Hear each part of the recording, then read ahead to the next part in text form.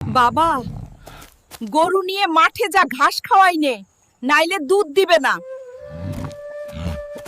যাই, মা বলেছে গরু মাঠে নিয়ে যেতে। গরু ঘাস খাবে আর আমি গাছের নিচে ঘুমাবো।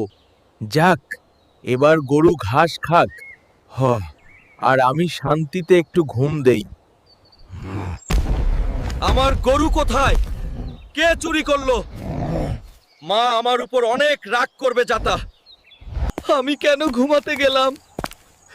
গরু না পাইলেই মা আমাকে বাসা থেকে বের করে দেবে। মা, গরু চুরি হয়ে গেছে। কি? তুই এখনই খুঁজে নিয়ে আ, নলে তোকে বাসা থেকে বের করে দেব।